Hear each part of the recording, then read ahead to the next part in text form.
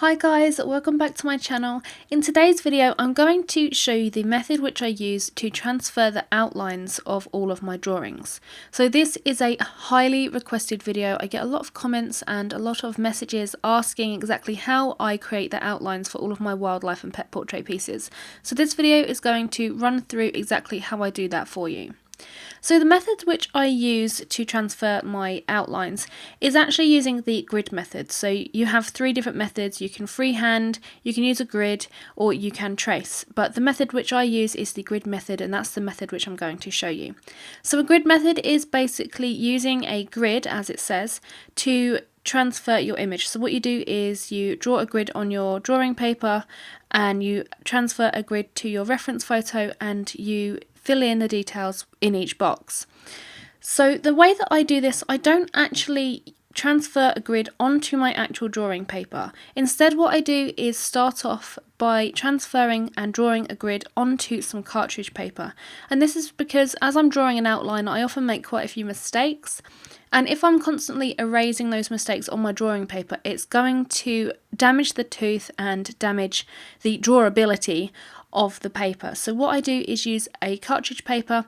I've just got an ordinary Winsor & Newton cartridge paper. You can pick it up quite easily in art shops or online.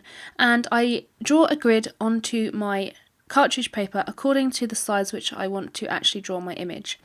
So the video footage that you're seeing here is from a Patreon tutorial of when I drew out the robin outline, and I showed the complete process of that on there. So the grid which I've drawn for this is 9 squares by 7 squares, and all of the squares are an inch in width and height. So then once I've got that grid down on my cartridge paper, I can then apply the same sized grid onto my reference photo and over the area of the drawing that I want to actually transfer.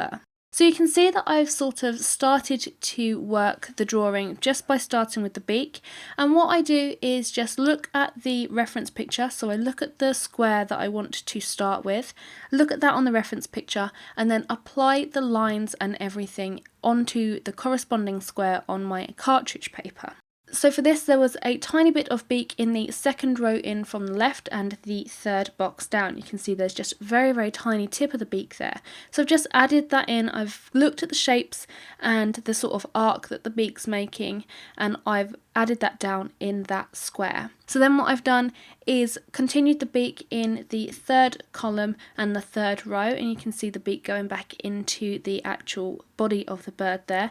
And then I've just filled in all the details and shapes which I can see in that box as well.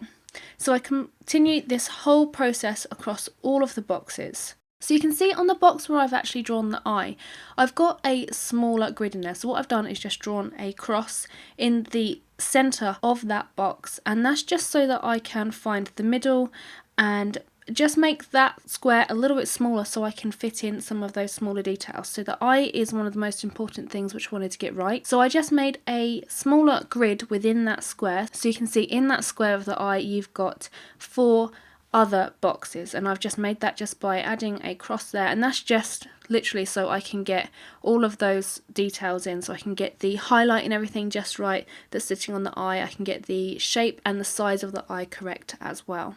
So I've just continued the same process going back through the bird.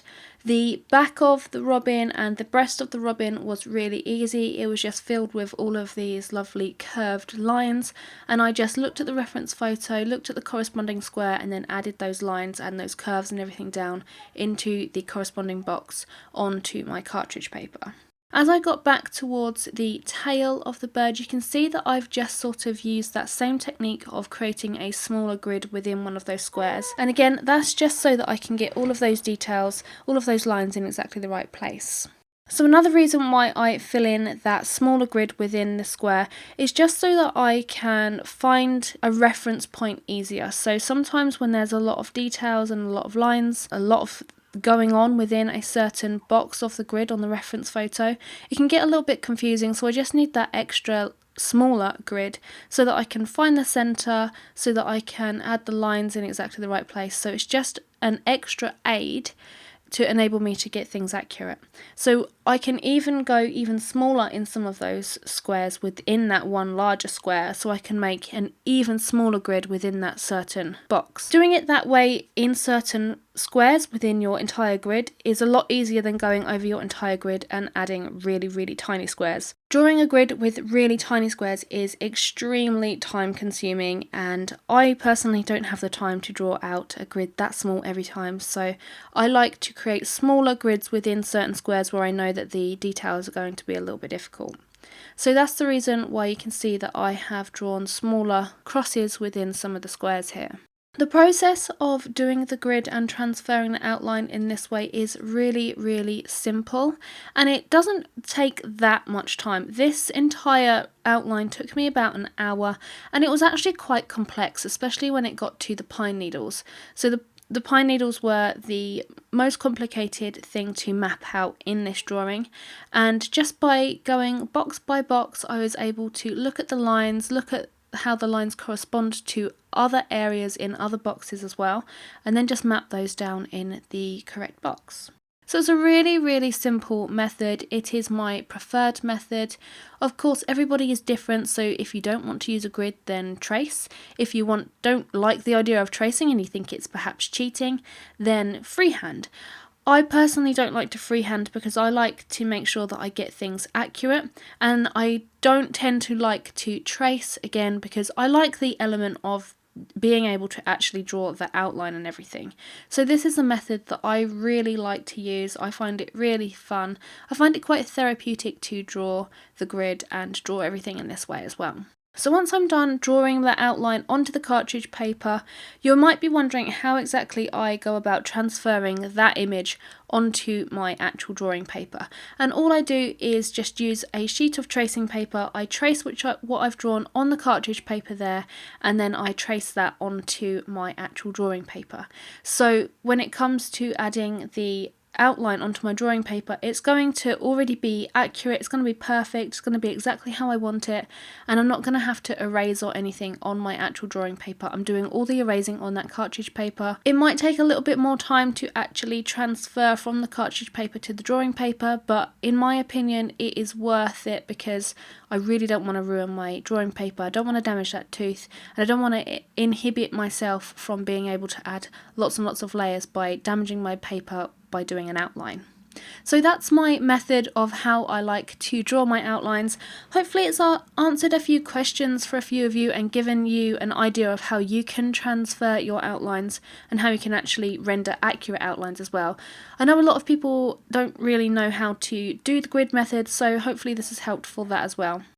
If you want to view this tutorial in a lot more detail, I have a real-time 1.5 hour tutorial over on Patreon where we go through the entire process. So I explain exactly how I draw the grid and exactly how I go about transferring each little detail in each box. So that's available over on Patreon and also available on my website. So if you want to subscribe up over there, you can learn to render accurate line drawings using this method. As always, thanks for watching this video, guys. I hope it's been a little bit of use to you. If you're new around here and you liked this video, then hit that subscribe button. I release 3 new art videos every single week, one of those being a tutorial every single Friday, so make sure you subscribe and hit that bell icon to be notified of all of my videos as soon as they're released, especially those really helpful tutorial videos. Don't forget to follow me on all of my social media sites. I'm on Facebook, Instagram and Twitter, and I will see you in the next video. Bye!